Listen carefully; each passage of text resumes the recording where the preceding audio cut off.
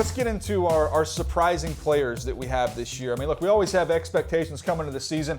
You're talking about somebody here who picked the Baltimore Ravens to win their division and go deep into the playoffs. I had the Super Bowl. I had the Dallas Cowboys beating the Indianapolis Colts. So predictions and expectations. Sometimes it goes your way, sometimes it doesn't. Can be off sometimes. But some big surprises for us this year. Let's kind of roll through some of these players that are really, really exceeding expectations. Doug Baldwin.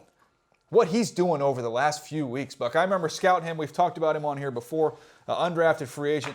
Knew he was quick. Knew he was a polished route runner. But, man, he's shown an explosiveness, a toughness. And he's playing at as high a level, really, as anybody out there right now. Look at these numbers. I mean, the numbers are ridiculous. If you think about the last 3 games, 17 receptions, 321 yards, 8 touchdowns. And what I'm seeing is a guy that is a tremendous route runner. Has a nice feel for setting defenders up. He's patient. But we're also seeing a guy that is tough enough to go in the slot. He can work between the numbers. He and Russell Wilson have a nice chemistry. They are wearing people out with this route right over the middle of the field.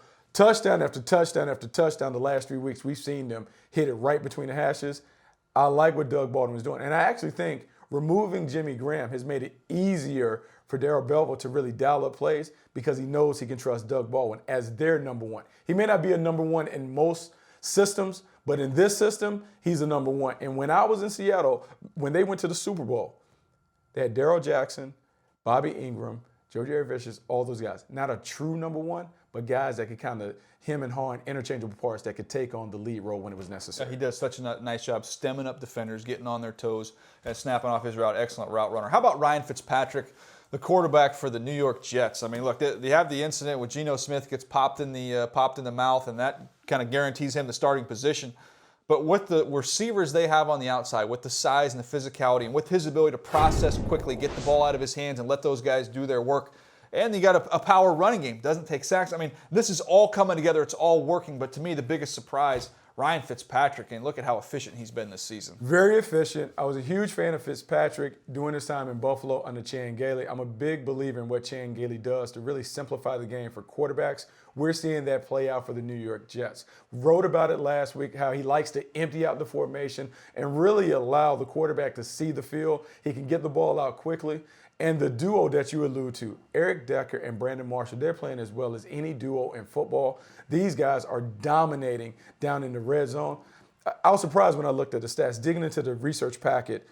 Eric Decker and Brandon Marshall, 2 and 3 respectively in touchdowns behind Dez Bryant since 2012. Who would have thought that those guys were the ones that are the most productive in terms of putting the ball in the paint as receivers? Yeah, both guys, look, had a lot of success before they got to the Jets, and now teaming up together, quite the combination there. How about we've done stuff on Jordan Reed in the past. We knew he was a tremendous athlete. We kind of laugh about the fact that teams are still treating him as a tight end because he is basically functioning as a wide receiver, but teams continue to match him up with linebackers and safeties, and they've got no shot. He's too quick. He's too good, and I think he's on his way to a Pro Bowl. He is on his way to a Pro Bowl season. He's playing as well as any tight end in the NFC, really getting it done. 7 touchdowns, as you see. But what I like about what he has done, he has become that safety valve, that blanket, security blanket for Kirk Cousins. Really controlling the middle of the field, finding a way to win those matchups in the red zone. Kirk Cousins turns to this guy when he's in a pinch, and really it's allowed Deshaun Jackson, Pierre Garçon, even Jamison Crowder to also eat against one-on-one competition because teams are now having to account for Jordan Reed in the middle. Dominated the Chicago Bears by himself. It's so funny because we thought, okay, the future of the Redskins, it's going to be the combination between RG3 and Deshaun Jackson. Maybe even sprinkling some Pierre Garçon. No, the future of this team is Kirk Cousins and Jordan Reed. That's been the combination that's been working for him this year. You know, Jake Gruden is very, very comfortable working inside out. That passing game is one that works from inside out. They work between the hashes, then they get to the numbers. Kirk Cousins is playing really good football, partially because this guy is really emerging as a Pro Bowl player, Jordan Reed. All right, you remember Rob Deere, the baseball player? I do. And who's another one here? Dave Kingman is a Kingman. It's a home run or a strikeout. That's right. That's all that matters. Ted Ginn. Oh, absolutely. And Ted Ginn is back with the Carolina Panthers. He's comfortable with Cam Newton. He's going to drop some balls in spectacular fashion. But when we catch the football, Buck, you know it's going to be a long gainer. More than likely, he's going to get in the paint. And he has been a very, very valuable weapon and a big surprise to me this season. Yeah, he's been a huge surprise. A lot of people will kind of remember him as the 9th overall pick for the Miami Dolphins in 2007, Cam Cameron took him, wanted him to be the big play player. Maybe a little rich for what his draft value probably could have been and should have been. But what we're seeing from him, explosive athlete, a guy that can get vertical, really is ideal as a complementary deep threat.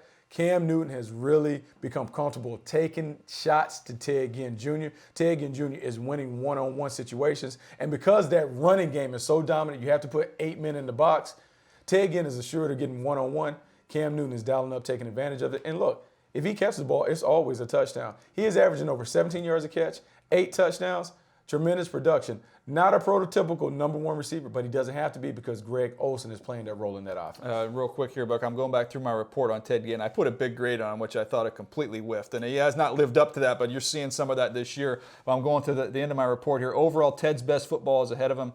He'd provide the Ravens, who I was with at the time, a serious threat to complement our underneath weapons. He's a no-brainer where we were picking. And I do think he is that complement to a team that can be a power run team and then let him get over the top. You're going to ask him to run every route on the tree and kind of be that multifaceted wide receiver. I think he'd be disappointed, but he perfectly complements what they have in this offense. And that goes to what we talk about in here, fit and scheme. How does a prospect fit into the scheme that he's being asked to fit into? Ted Ginn Jr., as you alluded to in your report, he's a vertical threat. So if you're asking Ted Ginn to be a true classic possession receiver, he's never going to fit that role. But if you put him in a situation where you have someone on the other side that can do those responsibilities, handle those obligations, this allows Ted Ginn to do what he's always been able to do. Go, post, comeback. Those are the only 3 routes that I need Ted Ginn to run. If he runs the go, the post, and the comeback, he is going to have a lot of production. And we're seeing that. 17 yards per catch, 8 touchdowns, that's exactly what you want. Look, top 10 talent, you expect those guys to kind of be superstars on your team. Even though the Panthers didn't draft him, he has fit that role for them, and he's a big player. They have more value for him because of the way they're using him. So you hit me with go, post, and what was the other one? Comeback. Comeback? There you go. That's all he needs to be able to run. Like, I write that down. Go, post, comeback. If you ask him to run anything outside of that, you're wrong. Yeah, see, I don't even know about it. I don't even know if the comeback. I just need the post. Only time I want Ted to slow down is after he's crossed the goal line there.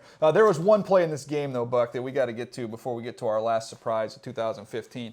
Cam Newton, we highlighted one of the throws he made last week. I think he might even have topped himself with the one he made this week. Yeah, tremendous throw. A lot of times when you're looking at quarterbacks, it's not only about the regular mechanics and how they get the ball out.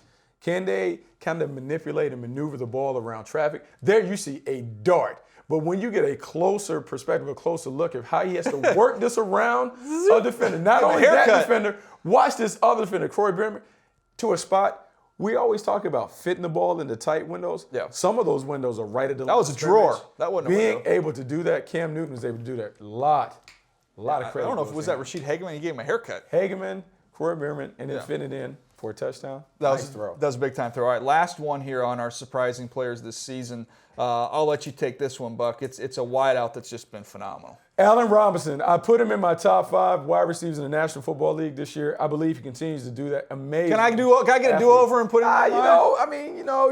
You can fit him in. This dude is balling, absolutely balling. You're talking about averaging over 16 yards a catch, 12 touchdowns, and has really emerged as a dominant number 1 for the Jacksonville Jaguars. Jerry Sullivan is one of my favorite wide receiver coaches, does a great job of developing young talent.